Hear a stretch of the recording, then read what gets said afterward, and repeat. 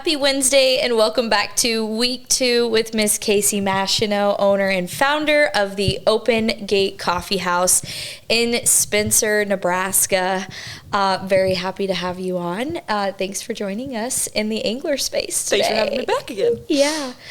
So prior to the podcast, I had asked you a couple lessons and pieces of advice that you would have for entrepreneurs listening. That's what the second week is really about. And one of those topics you talked about was giving up control and asking for help. As an entrepreneur, it's just hard. And a business owner, it's hard because it's your baby. You live and breathe it. But what does that actually look like for you as a coffee shop owner, giving up that control and then having to ask for help sometimes? Yeah. When I was brainstorming this on the drive down, there was like so many little sub points that I kept writing of like, oh, well, in this aspect, The first one is just for the first part of when I owned my business, when we were in our previous space, when it was just so much smaller, it was easy to have control over what there was. You know, when you expand, it's harder to keep your hand in everything that's going on. The biggest way since moving into our new space is just been the need for more help. And so trusting the fact that I've trained my employees to execute things in the same likeness that I would, with their own spin, of course. Like each person is so individual and is going to do things differently, but being able to have peace in knowing that, you know, they are involved in the same goal. But over half my staff is still in high school. And so like high school kids versus adults is a whole different aspect also of employment in terms of there's just things that high schoolers don't think about that you would as adults. And there is no knock. Like there's only one way to learn those things. But that's been, and I love every single one of my high school employees. By all means, if you're listening, shout out all of you. You're amazing and you're the reason this business runs. But they have been one of the biggest ways of me being able to learn to take a breath and say, not exactly how we do things, let's look at how we can do this better. But just being able to adapt to that and is something that if you knew me in high school, you'd be like, yeah, no, you can't do that. So there's just a lot of growth that came with like giving that the space for mess ups to happen, for mistakes to happen, because the perfectionist that I was in high school would be amazed to just know what I look like now. So there's a lot of growth that happened in terms of that. How many are there? I've got one who just left for college, you know, a month ago, so that's one less. I have 7 total, 3 adults, 4 high school kids. Okay. So, cool. Yes. So yeah, employees is like the one way, just trusting that they're going to treat your business the same way you would, and customer relations on that aspect too, of like, that's how they treat them is a complete reflection of you and your business as well. And that trust is just being put out there full-heartedly, no matter the age of the employee at all. Then once we expanded, there's so much that I can't just do myself. And I didn't have time to sit down and do my bookkeeping like I used to. So that coming to that realization was really hard because I do love numbers. And so I sat down and I'm like, okay, well, if I sit down and pour into like the number side of my business and maintaining like my books, what do I have to give up in order to be able to keep doing that? Well, all of the things, you know, if you listen to last week's podcast, I talked about just like getting to converse with customers was a lot of what helped me fall in love with the business. So that was something I was going to have to sacrifice if I wanted to continue being super involved into like the bookkeeping side of my business. And so I made the decision to ask for help. And thank God for my sister who works in banking and is 10 times better with numbers than I am. And so she kind of stepped into that and started to take some of that off my plate. And now she gets free coffee, so everyone wins. But like, it speaks to the fact that, you know, small business and family do go hand in hand a lot of the time. And to boot that it's okay to say you can't do it all. And so that was one aspect of it for sure. Social media was another one that I used to be really passionate about in our other building that I really just don't have the heart for anymore. It's something that I don't like to, I shouldn't say I don't like to pour into it, but it doesn't refill my cup. but I have high school kids that love it. And so I'm like, okay, fine, here. These are the things that I do want covered on social media. If you want to take it and run with it, do it. Like, all okay at first, whatever, which most of the time they want, because they're like, I don't want to do something for your business without you okaying it. And I completely understand. But it's another way of saying, this is not something that fills my cup. This is not something that is going to help this business run most efficiently if I continue to try doing it myself. And so letting that get passed off was a few of those things. Were big decisions, but ultimately the best ones. Yeah, I think it's really cool. Quick tidbit, how you were going to go major in ag education, and here you are teaching and providing an experience for these high school students. Like, kudos to you. That's actually really, really cool that you have made that connection and that you're doing that in Spencer. Yeah, I never really thought about it all the way, but yeah. Yeah, that's really neat. So was there a moment that you realized you needed to ask for help? Like, can you talk about that moment and shift in your business and in your mind? It was probably a month or two into moving into our new space, so probably like March, April of this year. And it was like, I had 4 weeks of deposit sitting in our safe of cash that I was like, this isn't in the bank because I don't have time to sit down and go through it, because I was still trying to create processes of how to efficiently do things every day in a new space and make sure everything was right in a new space that could work most efficiently. You know, like the quality product we're putting out the door, that took the highest priority in those first few months, and still does, but in that moment was, this is what matters more, so these processes are what I have to get down first. This other stuff will trail. Well, you still need money to run a business. And so it was kind of I was up till like midnight trying to do bookwork stuff into the night, and I had to redo it all the next day because me and numbers at 11 p.m. don't get along. And so it was at that, like, not a breakdown by any means, but was like, this is not how I want to live my life. So it's like there has to be a better way to do this, and asking for help is kind of what that boiled down to. Right. I think there's a lot of moments in business where we realize a shift has to change. And with shifts, in last week's podcast, we talked a little bit about the vision kind of evolving for your coffee shop, and talk a little bit to how it wasn't everything, your business doesn't have to be everything that you've dreamed it would be right off the gate. Yeah, I can think back into so many different ways. There's different aspects that I could pull this concept into.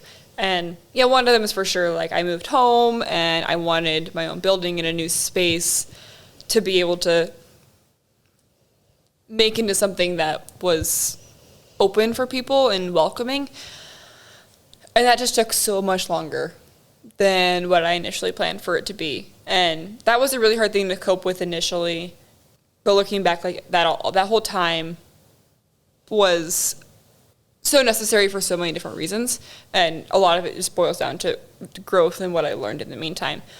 So we moved in February, and it's October now, so last like 7 to 8 months of being in the new space, after I knew this new space was going to happen is kind of when I could start thinking about everything that it could be. I was like, well, what if I did like freezer meals, like grab and go meals, and we could do pre-orders, and I need to walk in freezer for all the meat that I'm going to need because I'm going to do grab and go meals, and yada yada yada. All these things like started flowing, and I'm like, okay, maybe we don't actually need to do all of this. But I wanted to do fresh baked goods, and I thought I was going to have cinnamon rolls every day. There was just so many things that I dreamt so big of. This is something we can totally plausibly do all the time. And then the reality came of like, yeah, no, there's only so many hours in a workday that you have to get stuff done. And it's just been, I so badly wanted to be able to do everything that I thought I could do with the space right at once. Like, come February 1, this is everything we're going to offer, and this is what we're going to do. But I knew I couldn't have that along with the value of knowing that I wanted to always put a quality and consistent product out the door. You know, those things come with time. Like in our old space, you know, we started with coffee, and then we added tea, and then we added Lotus energy drinks. Like we added things in increments, and you train people in increments over time. And so there's no reason that this had to be any different. So we started out with doing everything we were good at, everything we already knew how to do, which was make quality drinks and put them out the door that started people's day off perfectly or kept their day going well. And then we added in like the baked goods and stuff like that, which people love, because who doesn't love a great baked good with your yummy coffee? And then it's just been a slow progression of adding different things in for people. We do canned coffees, which some people will be familiar with, but I am familiar with. They're great. Canned coffees and Lotuses. So we have like a grab and go cooler that they're already pre-made, and so you can just grab them, check out, and they're great for people like going camping, or just if you know you want to just stay home with your kids and not have to drag all of your kids to the coffee shop at once, then you could just crack open a cold coffee at home. I do that, and then we added like yogurt parfaits into that grab and go cooler, which people love, just like fresh fruit with that. And then this last week we started adding like a noon lunch special on Monday, Wednesdays, and Fridays of again a grab and go concept. But there was no way, if you would have told me like these are the things we have to do and you have to do them come February 1, they were never going to happen that way. Like everything has its time. You start, I look back at how we first started doing baked goods in February and to how we're doing them now.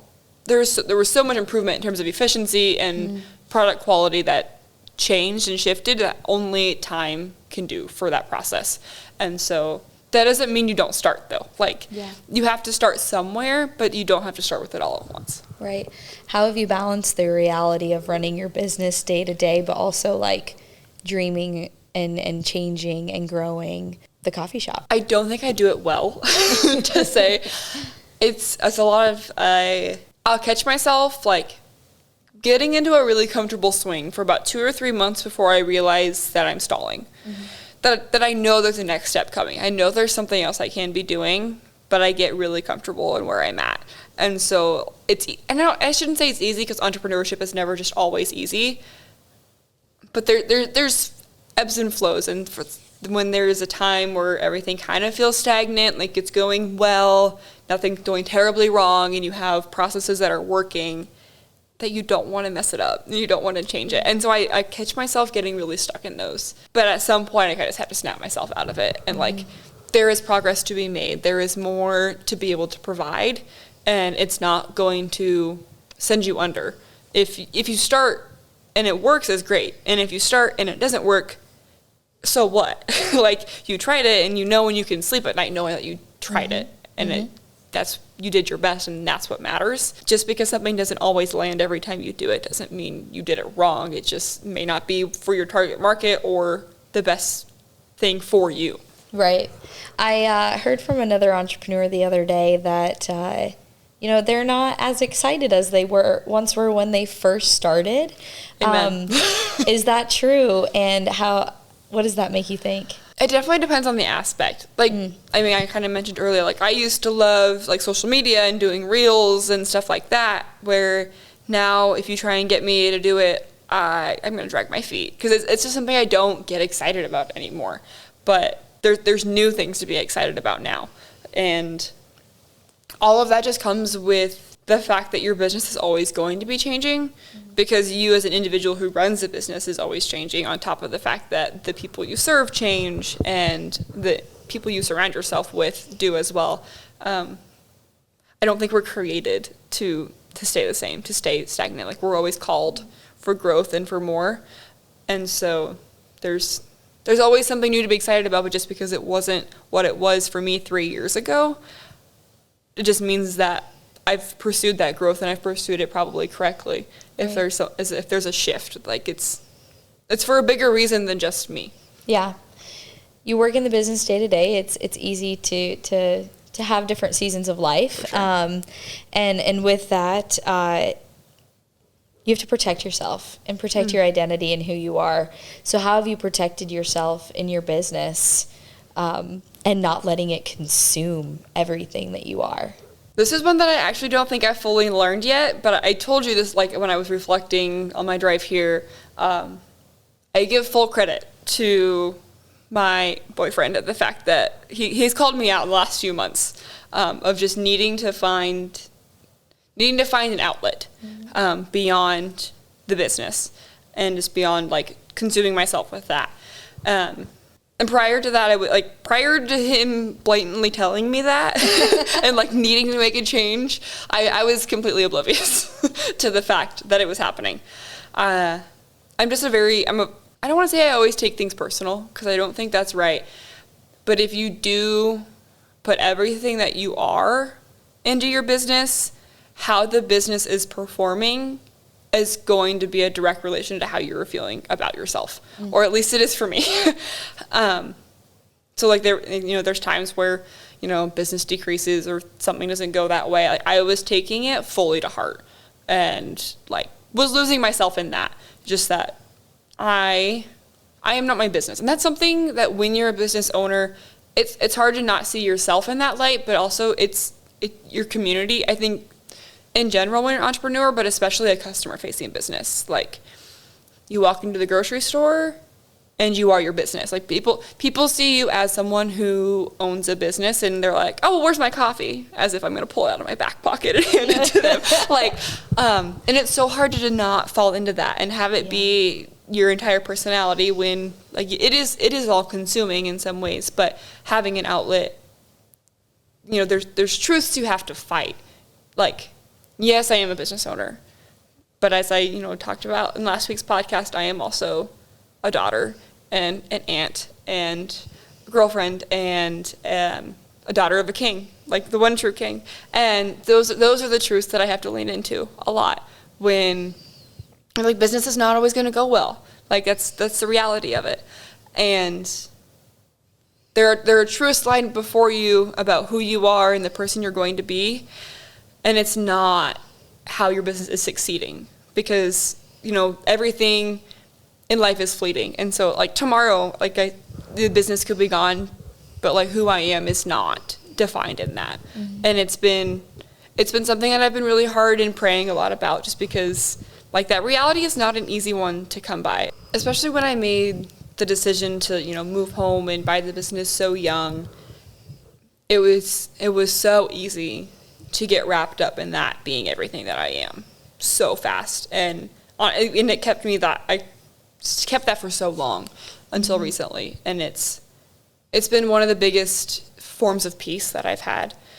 And being able to relinquish that and know that I can have hobbies and other things outside of my business and that I do not have to eat, sleep, breathe, everything about my business. While it's hard to do that, and sometimes, yes, there are seasons that call for that.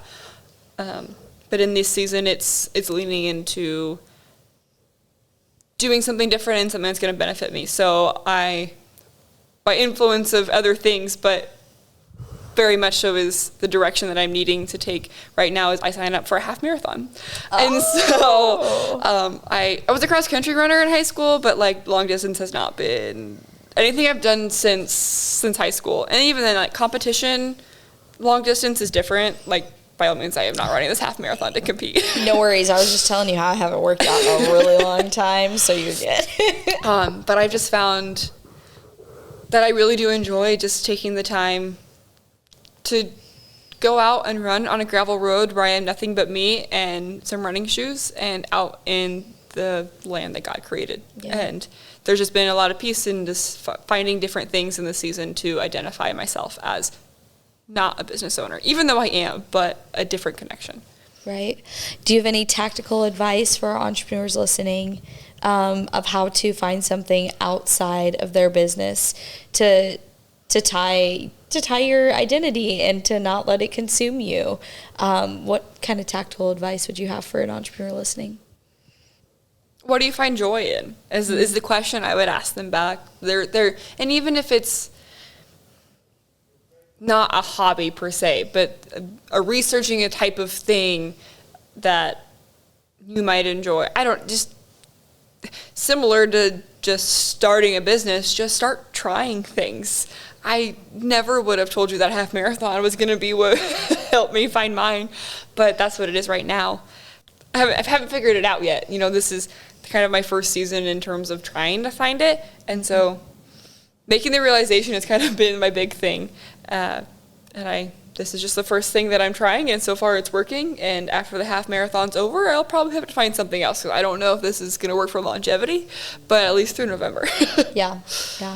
So you're about 3 years into your business. What does the future look like for you and maybe your business?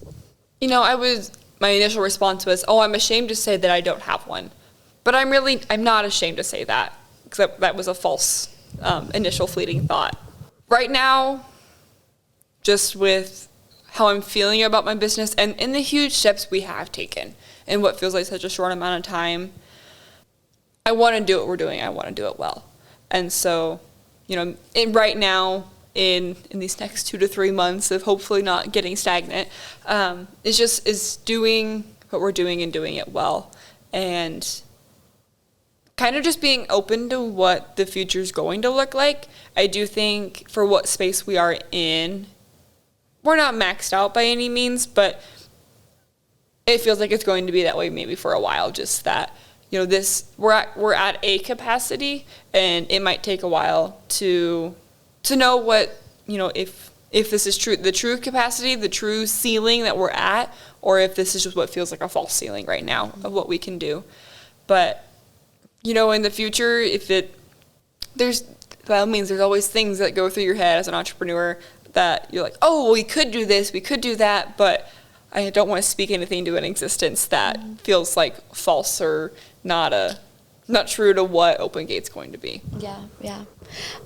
Well, I have enjoyed having you on today, and I love the lessons and things that you've shared, because I empathize with it, and it's really easy to let the things in our life consume us and consume your identity and who you are, and let that be where your self-worth comes from. But I love that you've started training for a half marathon, and just trying new things is always important, and getting involved. So just really excited for you, excited for your future of your business. If anyone listening is going through Spencer, Nebraska, be sure to stop at Open Gate. Is there a drive-through? Yes. There is a drive-through. There is a drive-through. So Highway 12, Highway 281, if you're heading north or heading east on those towards Spencer. Yeah, we would love to see you, for sure. Deal. Well, thank you, Miss Mashino, for joining us, and I just hope and wish you all the luck. Thank you for coming here today, and I know it's a long drive. By the time 4 hours, like with the stops and things that we talked about, it's a commitment. So thank you so much for joining us, and we're rooting for you. Awesome. Thanks for giving me a reason to make the drive.